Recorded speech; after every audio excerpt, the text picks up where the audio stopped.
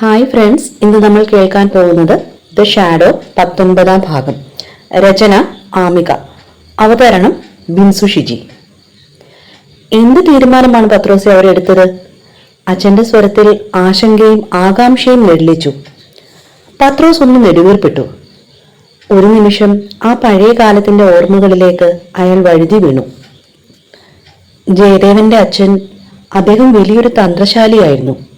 കുടുംബസ്വത്ത് മുഴുവൻ കൈപ്പിടിയിൽ ഒതുക്കാൻ അദ്ദേഹം പഴുതടച്ചൊരു തന്ത്രം മെനഞ്ഞു. ജയദേവന്റെ അമ്മാവന്റെ മകളായ കുഞ്ഞുലക്ഷ്മിയെ കൊണ്ട് അവനെ കെട്ടിക്കുക. കുഞ്ഞുലക്ഷ്മിയെ സംബന്ധിച്ചിടത്തോളം അതൊരു വലിയ ഭാഗ്യമായിരുന്നു. ചെറുപ്പം മുതലേ ആ കുട്ടിക്ക് ജയനെ വലിയ ഇഷ്ടമായിരുന്നു. പക്ഷേ ജയദേവൻ ഇതൊന്നും അറിയുന്നുണ്ടായിരുന്നില്ല.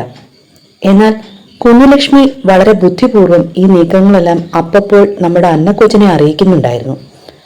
ഓരോ വാർത്തയും കേൾക്കുമ്പോൾ അന്നക്കൊച്ചിന്റെ ഹൃദയം നുറുങ്ങുകയായിരുന്നു. പത്രോസിന്റെ ശബ്ദമിടറി. വല്ലാതെ തകർന്നു പോയ അവളെ ആശ്വസിപ്പിക്കാൻ ഞാൻ പാടുപെട്ടു. എന്ത് സംഭവിച്ചാലും ജയദേവൻ നിന്നെ ഉപേക്ഷിക്കില്ല എന്ന് പറഞ്ഞ് ഞാൻ അവളെ ധൈര്യപ്പെടുത്തിക്കൊണ്ടിരുന്നു. ലോകത്ത് ആരുമില്ലാത്ത ആ കൊച്ചിന് അന്നൊരു വലിയ തണലായി ഞാൻ മാത്രമായിരുന്നു കൂടെ ഉണ്ടായിരുന്നത്. അതെന്താ പത്രോസെ, അന്നമ്മ ചേട്ടത്തിക്ക് സ്വന്തമായി ആരുമില്ലെന്നാണോ നീ പറയുന്നത്? അച്ഛൻ ചോദിച്ചു. ഒന്നും പറയണ്ട അച്ഛാ, വിധി അത്രമേൽ ക്രൂരമായിരുന്നു.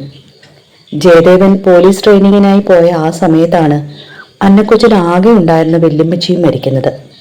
അതോടെ ആ പാവം കൊച്ച് ലോകത്ത് തീർത്തും അനാഥയായി. ഒരു വശത്ത് പ്രാണനെപ്പോലെ സ്നേഹിച്ച ജയനെ നഷ്ടപ്പെടുന്നു എന്ന ഭയം, മറുവശത്ത് ഈ ലോകത്ത് തനിക്ക് ആകെ ഉണ്ടായിരുന്ന തന്റെ മുത്തശ്ശി വിട്ടുപിരിഞ്ഞു പോയതിന്റെ ശൂന്യത.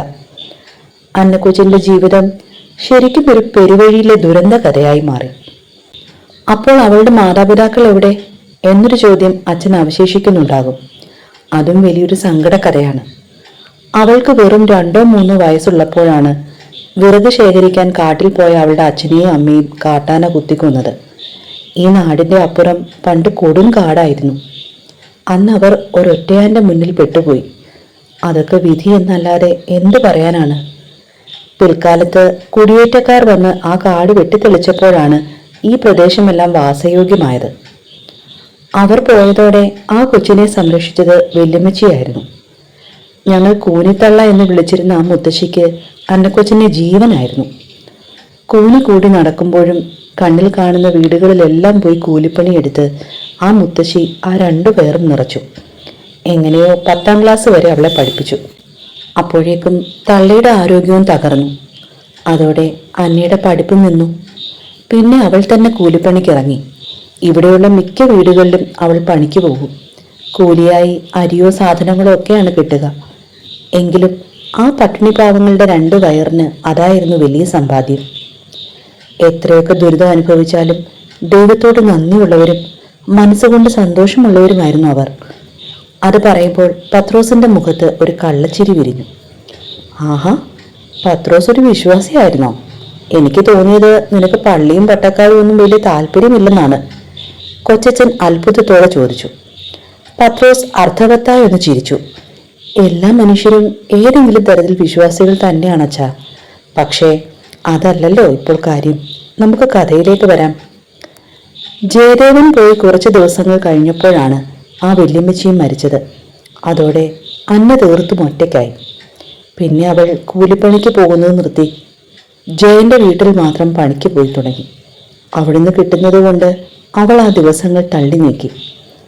ലോകം മുഴുവൻ മറന്ന് ജയനെ മാത്രം സ്വപ്നം കണ്ട് അവൾ ജീവിച്ചു.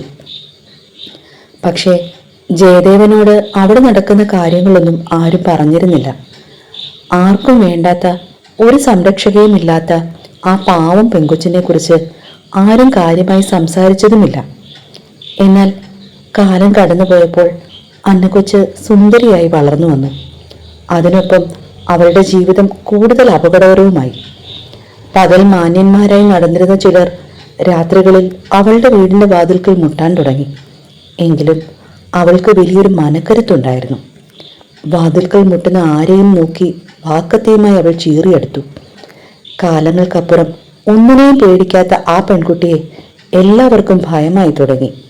അതോടെ ശല്യങ്ങളും പതുക്കെ കുറഞ്ഞു. എന്നെങ്കിലും ഒരിക്കൽ ജയൻ തിരികെ വരും. അന്നെൻ്റെ കഷ്ടപ്പാടുകളെല്ലാം മാറുമെന്ന് ആ പാവം വെറുതെ തെറ്റിദ്ധരിച്ചു.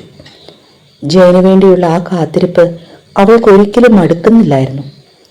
ഒരു ഘട്ടത്തിൽ അവളെ ഞാൻ തന്നെ വിവാഹം കഴിച്ചാലോ എന്നുപോലും ഞാൻ ആലോചിച്ചു പോയി.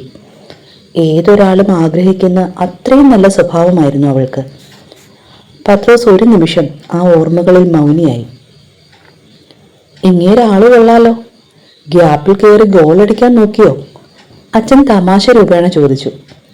പത്രോസ് അല്പം ഗൗരവത്തോടെയും എന്നാൽ സരസമായും മറുപടി നൽകി.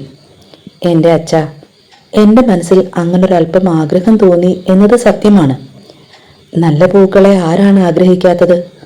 പക്ഷേ പത്രോസിന് ഒരപ്പനേ ഉള്ളൂ.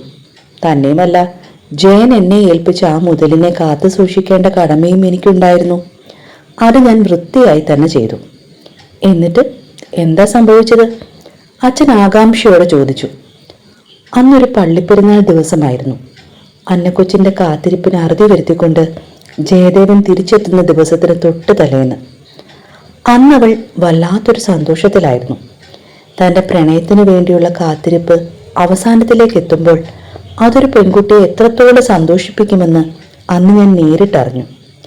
എന്നും ഒരുങ്ങി നടക്കാൻ ഒട്ടും ഇഷ്ടമില്ലാത്ത എൻ്റെ കൊച്ച് അന്ന് കണ്ണെഴുതി പൊട്ടുതൊട്ട് നല്ലൊരുടുപ്പും ധരിച്ച് ജയന്റെ വരവിനായി കണ്ണും നട്ടിരുന്നു. എൻ്റെ അച്ഛ, അന്ന് അവൾക്ക് എന്തൊരു ഭംഗിയായിരുന്നെന്നറിയാമോ? അന്ന് രാത്രി പെരുന്നാൾ കഴിഞ്ഞ് ഞാനും അന്നക്കൊച്ചും ഒരുമിച്ചായിരുന്നു വീട്ടിലേക്ക് പോയത്. വഴിനീളെ അവൾ ജയനെക്കുറിച്ച് മാത്രമേ സംസാരിച്ചുള്ളൂ. വീട്ടിലേക്കുള്ള ഇടവഴിയിൽ വെച്ച് പുഞ്ചിരിയോടെ എനിക്ക് കൈവീശി നടന്നുപോയ ആ കൊച്ചിനെ ഞാൻ ഇന്നും ഓർക്കുന്നുണ്ട്. പക്ഷേ അത് അവളുടെ ജീവിതം തന്നെ മാറ്റിമറിച്ച യാത്ര പറച്ചിലായിരുന്നു. പറഞ്ഞു നിർത്തി പത്രോസ് കനത്തൊരു ദീർഘനിശ്വാസം വിട്ടു. കണ്ണുകൾ ഈറനണിഞ്ഞു. അച്ഛൻ കഥയുടെ ആവേശത്തിലേക്ക് പൂർണ്ണമായും ആഴ്ന്നിറങ്ങിക്കഴിഞ്ഞിരുന്നു. അദ്ദേഹം ആവേശത്തോടെ ചോദിച്ചു, അവിടെ പിന്നെ എന്താ സംഭവിച്ചത്? ആ രാത്രി എന്തുണ്ടായി? പിറ്റേന്ന് രാവിലെ ജയൻ നാട്ടിലെത്തി. ആരും അറിയാതെ ഈ സന്തോഷ വാർത്ത അന്നക്കൊച്ചിനെ അറിയിക്കാൻ ഞാൻ വേഗം അവളുടെ വീട്ടിലേക്ക് ഓടി. പക്ഷേ അവിടെയെങ്ങും അവളെ കണ്ടില്ല. ഒടുവിൽ നാട്ടിലെങ്ങും ഞാൻ ആ വാർത്ത പരത്തി. അവളെ അന്വേഷിക്കാൻ അന്ന് ഞാൻ മാത്രമായിരുന്നു ഉണ്ടായിരുന്നത്. എനിക്കറിയാവുന്ന എല്ലാ സ്ഥലത്തും കയറി ഇറങ്ങി. പക്ഷേ എവിടെയും അവളില്ലായിരുന്നു. അവസാനം ജയനും എന്നോടൊപ്പം ചേർന്ന് അവളെ തിരയാൻ തുടങ്ങി. ഞങ്ങൾ ആ രാത്രി ഉറക്കമില്ലാതെ അവളെ തേടി അലഞ്ഞു. പക്ഷെ ഫലമുണ്ടായില്ല.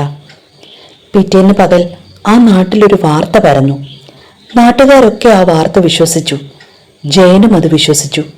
പക്ഷേ അത് വിശ്വസിക്കാത്ത ഒരേ ഒരു വ്യക്തി അത് ഞാൻ മാത്രമായിരുന്നു. കാരണം വർഷങ്ങളോളം കൂടെ നടന്ന് നടന്ന് ജയനേക്കാൾ നന്നായി അവളെ അറിയാവുന്നത് എനിക്കായിരുന്നല്ലോ. പത്രോസിന്റെ സ്വരം വല്ലാതെ ഇടറി. എന്തു വാർത്തയാണ് നാട്ടിൽ പരന്നത്? അവൾക്ക് എന്തു പറ്റി? അച്ഛൻ അക്ഷമനായി ചോദിച്ചു. തുടരും. അടുത്ത ഭാഗവുമായി കാണും വരെ ബൈ ബൈ. Stay safe.